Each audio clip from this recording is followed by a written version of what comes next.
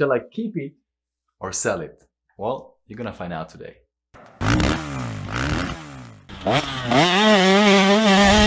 Hey guys, Rada here with Dirt and Iron. So I'm making a decision what to do with this bike.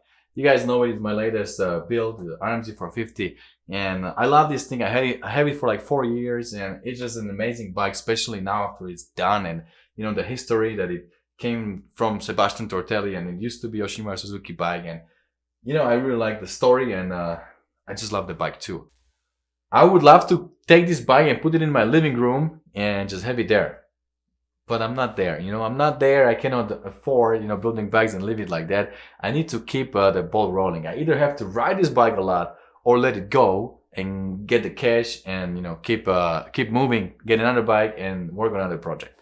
I can also maybe try to raffle it out, but that's not really my thing. I decided that I would be more happy if there would be one person that sees the value in this bike, see all the work that went into the bike, see all the parts, see the history with Yoshimura Suzuki and Sebastian Tortelli and now Racer X. And if all that package makes sense and he sees value in it and he would be willing to pay a decent amount for this bike, then that would really make me happy, and I want to try to do that. So guys, one of you hopefully will buy this bike from me. That's why I'm offering it here on the channel. So this RMZ450 is for sale. I don't know how much to ask. Honestly, no. The bike itself had value like 2,500 before I touched it. Now with 8,700 in it, I'm not asking 10,000. Don't worry, but I'm hoping to get a decent amount, and it has to be a person that really appreciates this bike. Like if I just you know, go and sell it on Craigslist, that's also possible. But I would really be way more happy if somebody on the channel would have it, appreciate it, and share some future you know, video or pictures with me, and it will really make me happy. So I'm offering this bike for sale to you guys. Let me know below in the comments if you are interested, and we can talk on the email, on the phone, or we can figure it out. Even though you're not from California, I can still put it in a crate and ship it to you. We can find a way, you know.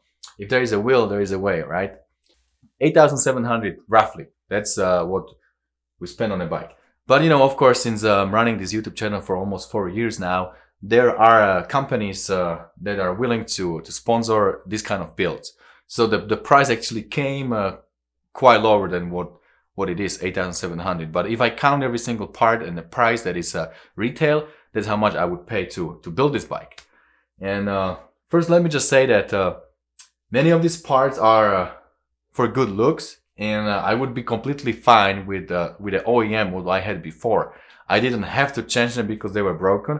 I changed them because I could, and I changed them because they look better, and because I wanted to build this show bike that kind of give you 100% of what can be done with like an older 4-stroke motocross bike.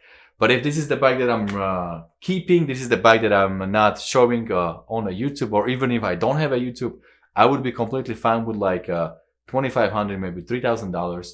I will do new top end, go through suspension, get some sprocket, chain, maybe new brake pads, go through brake fluid, maybe a new braided line for brakes, and I think that would be about it. Maybe FMF pipe to have a little better bottom, and I think that's about it. That would be enough, and this bike would be reliable and good running and also good looking. If this is the one that I just want to keep, you know, for riding. But since this is the bike I'm building here on the channel, I build on the channel, then I want it to go all the way out and do all this work. So where all the money went? The biggest amount went into the engine. We could just do the top end, but we went ahead and do everything. We did a wrench rabbit kit, which comes with all the bearings, all the seals, all the gaskets. We did bottom from Hot Rod and top from Vertex.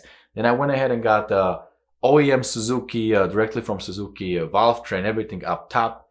And Hinson, full clutch, race clutch from Hinson. Everything is billet aluminum. The clutch alone is worth $1,200. And then, you know, your wrench rabbit kit, everything is like $1,000. These covers here, the Hinson billet aluminum cover is quite expensive. It's like $400.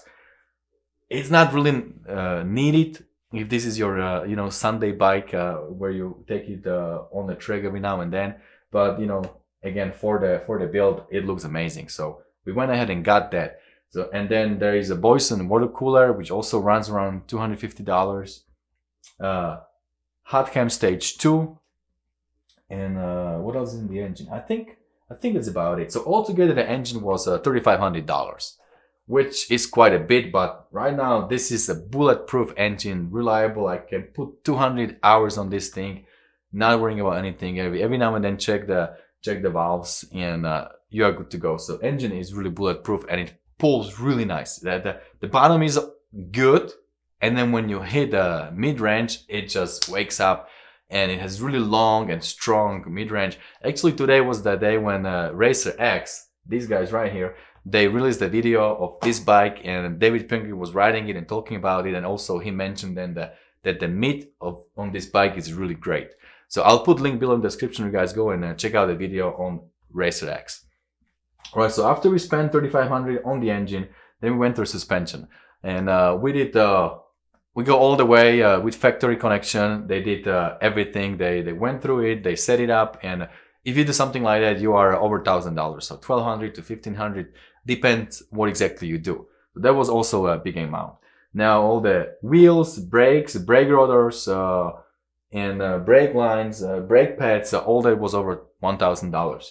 Of course, you know, we're doing this build, and we went with full FMF system, Mega Bomb, and Power Core 4 for the muffler.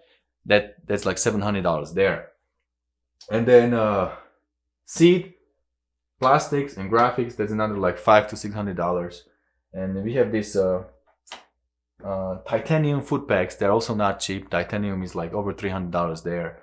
Then we get works connection pieces. Since we have so many of them, like all these little pieces, like one little piece that cover your brake reservoir is like $39, right? We have every single piece that was before OEM is now works connection. So if you put it all together, plus the braces for the radiator, some protection for the caliper, it came together to like $400 to $500. So it piles up like that little by little. And at the end, you know, the TM design work also another $200 there, and tires, you know, from Dunlop, that's over $200 with the tires, and then your tubes, heavy duty tubes, and all that stuff. If you count it together, it's all going up. So at the end, $8,700. But this bike is amazing. It's better than when it came out of a factory.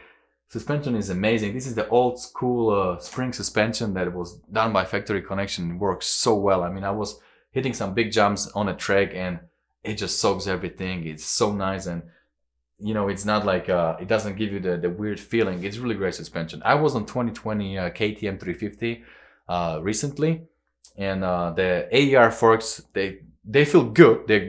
That's great suspension, but this 8 years old suspension, when it's done correctly, is better than it's better than the brand new thing you have on 2020 bikes today. So right now the bike is tip-top, pristine, and it's ready to go. Just need a really good rider to jump on it and enjoy it for another 4 or 5 years, another 200 hours. You know, depends how much you ride. One of you guys let me know, and also, even though you are maybe not ready to buy this bike, let me know below in the comments what would be a fair price, in your opinion, to ask for this bike. I have certain you know, idea what kind of amount I would like to get that would help me to, you know, move forward, get another bike, you know, keep the ball rolling, and do more projects on my channel. But I want to also hear your opinion. What do you think is the fair amount to ask for this project bike that was built from the frame up? And comment below and let me know. Alright guys, I think that's about it for today. You know, I really wanted to share with you from this, you know, from my garage. It's kind of late night, so I'm just sitting here next to the bike and talking to you guys. So let me know below in the comments what you think is the price, and hopefully there will be one guy that really sees the value and we can figure it out together. Alright guys, well, that's about it for today, and don't forget, whatever you do, stay motivated. See you later.